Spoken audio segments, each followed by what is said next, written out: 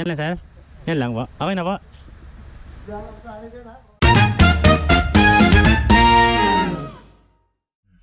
Yun guys, good morning. Time check. Ano bang time ngayon? Ay 11:20 August 14. Yun guys, medyo tagal na ng huli kong upload. Siguro 2 weeks na. Kasi kaya hindi tayo nakabiyahe sa Lalamove.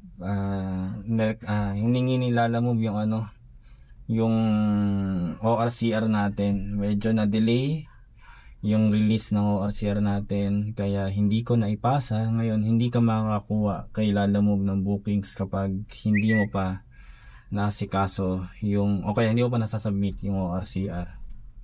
Yung OR lumabas pero yung CR wala. Ayun yung nire-record ni Lalamove, yung CR. Kaya yun guys, 2 weeks tayong hindi nakabiyahe. Ngayon guys, August 14, samahan nyo ulit ako na i-document ulit natin yung buhay Lalamove series natin.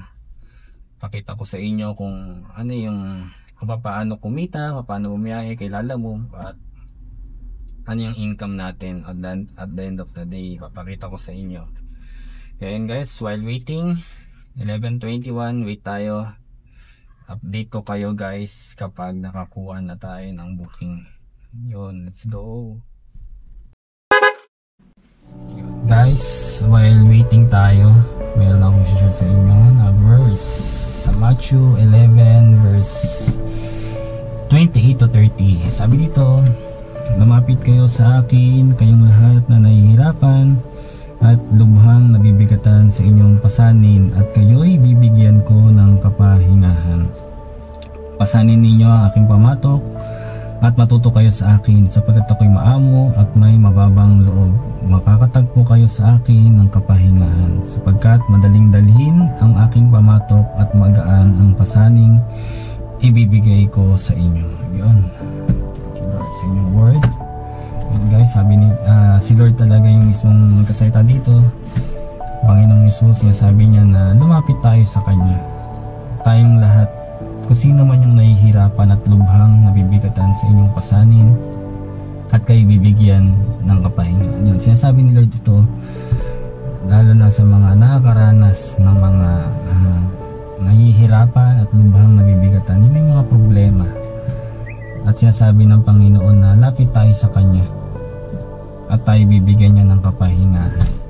Yan, si Lord ang pinaka magbibigay sa atin ng kapahingahan. Alam niyo guys, hindi ito pagod physically. Kumbaga pagod ito, siguro both, pero more on pagod spiritually, internally. Kaya alam niyo yun guys, madaling yung pagod physical, pahinga ka lang tulog ka lang, pamasahe ka lang, okay na tapat ka sa aircon, okay na pero yung pagod internal, ayun sinasabi ng Panginoon na siya lang pinaka makakapagbigay ng rest. Siya lang ang tanging Panginoong Jesus lang. Kaya yun guys, kapag nakaka-experience kayo ng pagod internal, alam niyo yun, spiritually, ang Panginoong Jesus lang ang pinaka makapagbibigay sa inyo ng rest. At sinasabi niya, siya'y maamo at may mababang loob.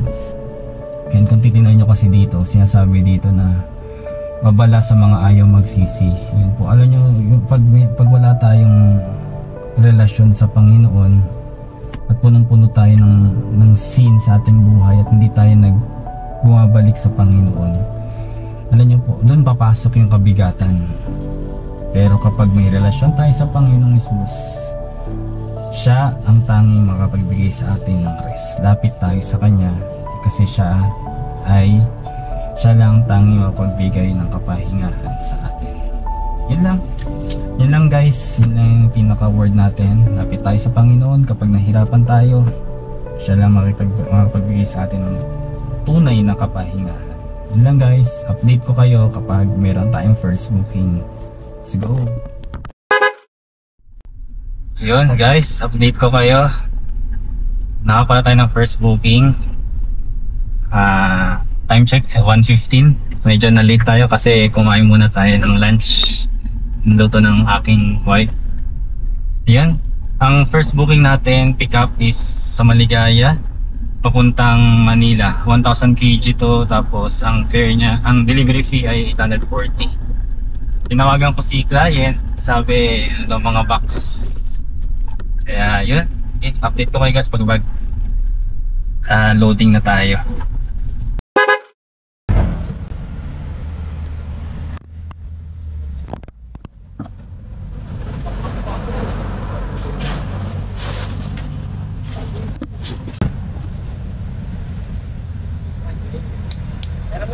item sir. Ano sir? Alang? Tira ko lang sir. Tagalin ko na, para hindi makita.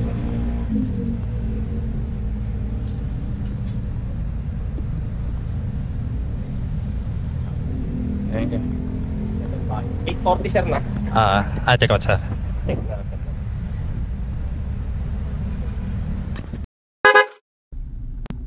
Yun guys, na-pick up na natin yung yung mga first booking natin from Fermi Terraces, Maligaya. Ang ano siya, ano ba siya? Mga surplus HMR. Yun, papunta siyang Maynila. Ang travel time natin, papuntang drop off 1 hour 25 minutes papuntang Manila. Parang tracking yun guys eh. Kalakal. Tracking. Parang papadala sa province. Okay? Sige guys, update ko kayo kapag nandun na tayo sa drop off location. Check natin kung kaya sabayan. Medyo kasi puno eh. Siguro mga 300 kg. Try natin kung may pumasok. Pag wala, okay na. Guys, balikan ko kayo. Mabigat ka eh. Medyo.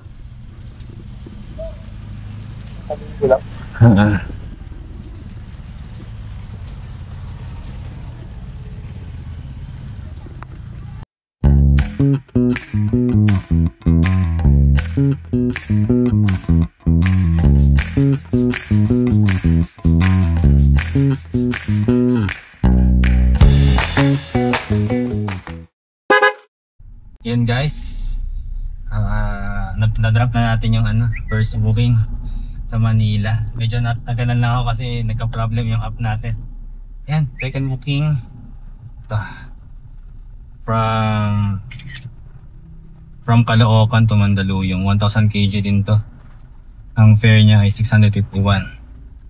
Yan. Ang layo nito ay 3.4 kilometers, 15 minutes.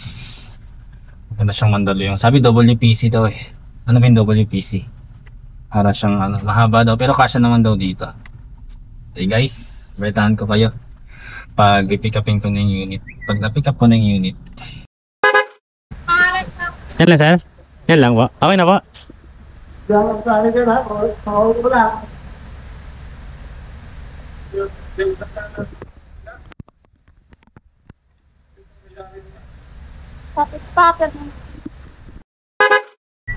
Yun guys, na-pick up ko na yung second booking natin. Caloocan to Mandaluyong. Ano siya? Anong tawag ba? Ano siya eh? Mga parang TBC. Kaya yun. Papunta sa location ay 1 hour 37 minutes. So yun guys, balitaan ko kayo pag na tayo.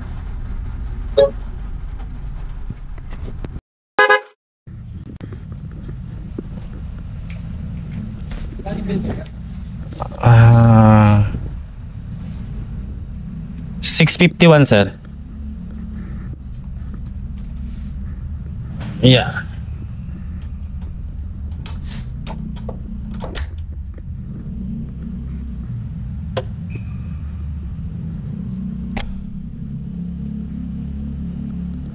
$651. Ay, thank you sir. Thank you sir ah. Sorry sir, traffic sobra. Thank you po. Ay, sir, picturean ko lang po.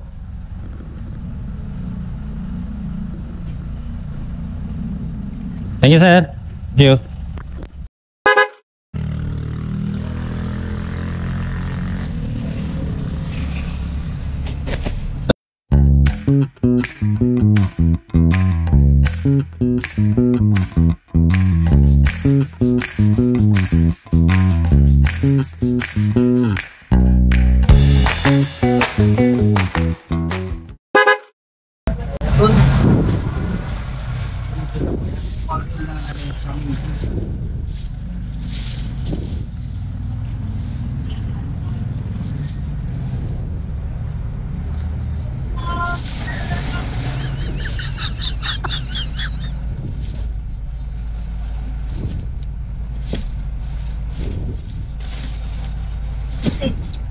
Bulan ini Yusuf tinutok mengamgat ngata belum yang sakit. Kau coba nggak mau reklam.